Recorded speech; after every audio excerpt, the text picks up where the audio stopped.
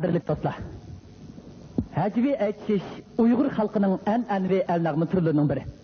Onun da orluğuşla həcvi qiyafət bilan meydana çıxıb, məzmununu həcvi til və hərəkət bilan ifadə qıldı.